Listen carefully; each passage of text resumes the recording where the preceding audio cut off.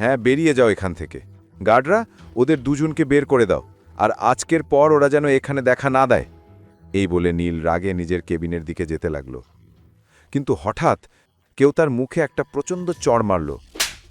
চড়টা এত জোরে ছিল যে কয়েক সেকেন্ডের জন্য নীলের চোখের সামনে অন্ধকার নেমে এলো। যখন সে ঘুরে দেখল, তার সামনে গায়ত্রী দেবী দাঁড়িয়ে আছেন। দাদিশা, কি হলো?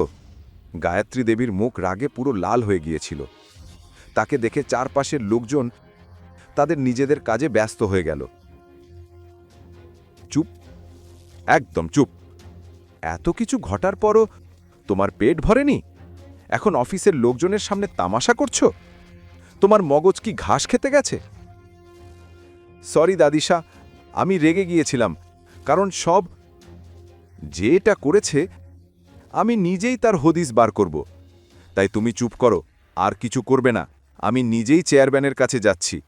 গায়ত্রী দেবী অবতার গ্রুপের জন্য বেরিয়ে গেলেন।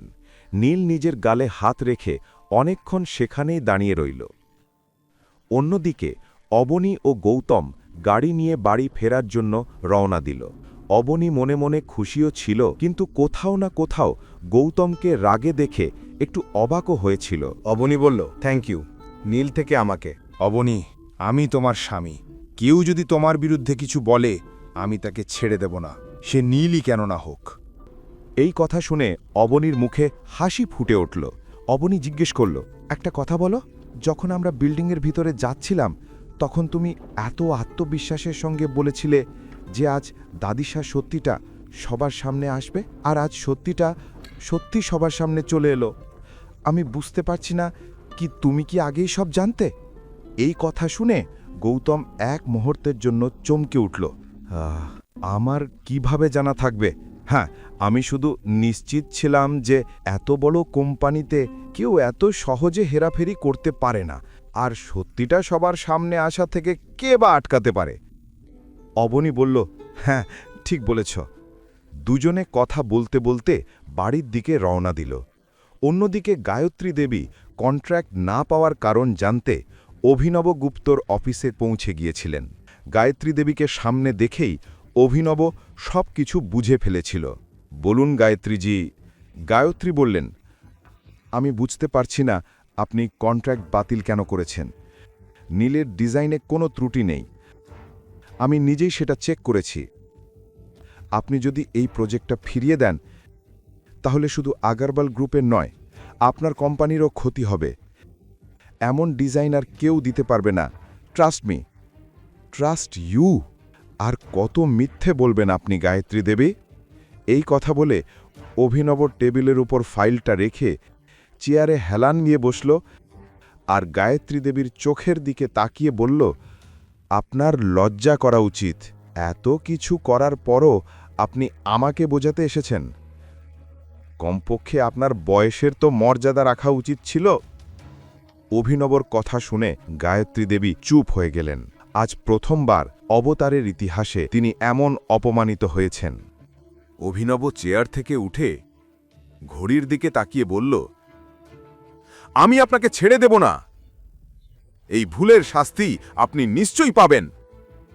অভিনবর মুখ থেকে বেরোনো প্রতিটা শব্দ গায়ত্রী দেবীর ভেতরটা কাঁপিয়ে দিল। এদিকে নীল কেবিনের বাইরে দাঁড়িয়ে সব কথা শুনছিল। গায়ত্রী দেবী কিছু বলার আগেই নীল বিনা অনুমতিতে ঘরে ঢুকে পড়ল। নীলের হঠাৎ ঢুকে পড়ায় অভিনবর মুখ রাগে লাল হয়ে গেল, কিন্তু তার আগেই গায়ত্রী দেবী গভীর শ্বাস নিয়ে বলল, অভিনবজি, আমি জানি না কে আপনাকে আমার বিরুদ্ধে এসব বলেছে। এই ডিজাইনটা নীলই করেছে, এই কথার গ্যারেন্টি আমি দিচ্ছি। গ্যারেন্টি? তাও এই রঙিন মেজাজের মানুষের? গায়ত্রী দেবী, আপনি নিশ্চয়ই মজা করছেন। দয়া করে। আমি আপনার চেয়ে অনেক আগে থেকেই এই ডিজাইন ইন্ডাস্ট্রিতে আছি। আমি মানুষের যোগ্যতা চিনতে পারি। আজ আপনি কারো কথায় প্রভাবিত হয়ে আমার কথাই বিশ্বাস করছেন না? অভিনব কঠিন স্বরে বলল, আপনি কি ভাবছেন গায়ত্রী দেবী? আমি এখানে শুধু সময় কাটাতে আসি? আমি জানি একটা প্রোডাক্টের ডিজাইন তৈরি করতে কত পরিশ্রম লাগে। ডিজাইনারকে পুরো প্রক্রিয়া মেনে চলতে হয়, কিন্তু মিস্টার নীল সেটা করতে পারেন না, কারণ আমি ওর আগের কাজও দেখেছি। এই কথা বলতে বলতে অভিনব গায়ত্রীর চোখে চোখ রেখে তাকিয়ে রইল। এখন আমার কথা কান খুলে শুনুন, সে বলল। আমাকে তাড়াতাড়ি সেই ব্যক্তির নাম জানতে হবে যিনি এই ডিজাইন বানিয়েছেন, না হলে ফল কি হবে আপনি ভালোই জানেন। যদি চান যে অবতারে আপনার নাম আগের মতোই থাকুক, তাহলে নিজের কাজে মন দিন, কারণ এই কোম্পানির আসল মালিক মিস্টার রাঠোরের কানে এই খবর পৌঁছে গেছে। এই কথা শুনে গায়ত্রী দেবীর পায়ের তলা মাটি সরে গেল। নীল অবাক হয়ে অভিনবর দিকে তাকিয়ে রইল। পরের কাহিনী জানতে দেখতে থাকুন পরবর্তী এপিসোডগুলো শুধুমাত্র পকেট এফএম ইউটিউব চ্যানেলে। আর রয়্যাল ওয়ারিশের সব এপিসোড শুনতে এখনই ডাউনলোড করুন পকেট এফএম অ্যাপ, লিংক দেওয়া আছে ডিসক্রিপশনে।